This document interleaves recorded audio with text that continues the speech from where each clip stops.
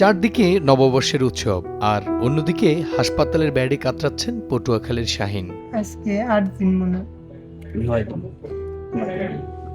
যক্ষা রোগে আক্রান্ত হয়ে রাজধানীর রামপুরার একটি বেসরকারি হাসপাতালে চিকিৎসা নিচ্ছেন তিনি। শাহীন জানান 8 দিন ধরে অসুস্থ অবস্থায় হাসপাতালে তাকে রেখে যায় ছোট ভাই। তারপর থেকেই কোনো খোঁজ নেই ছোট ভাইয়ের। মা বাবার মৃত্যুর পর এই ছোট ভাই শাহীনের একমাত্র সম্বল। আমার এই যে নিয়ে গেলে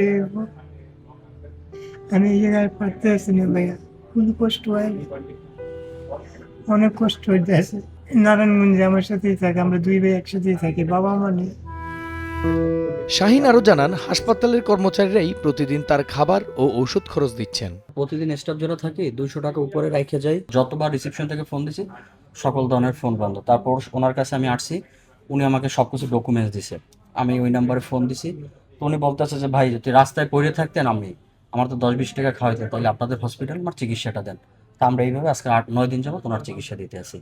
মানে আপনাদের সময় টিভির মাধ্যমে একটাই আবেদন, যেন এই পেশেন্টটা তার পরিবার ফিরে পায়, উনি যেন ওর ভাইয়ের কাছে যাইতে পারে। এ বিষয়ে হাসপাতালের কর্তৃপক্ষ জানান বর্তমানে শাহীন অনেকটাই সুস্থ, তবে পরিবারের হাতে তুলে দিলে নিশ্চিত হওয়া যাবে। 6 তারিখ থেকে এখন পর্যন্ত রোগীর সার্বিক চিকিৎসার পরে রোগী এখন আগের থেকে আলহামদুলিল্লাহ যথেষ্ট সুস্থ এবং খাওয়া দাওয়া করতে পারতেছেন।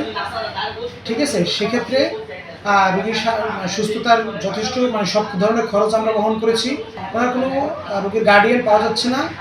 রোগী সুস্থ হওয়া সত্ত্বেও আমরা কারোর সাথে ওনাকে হ্যান্ড ওভার করতে পারতেছি না।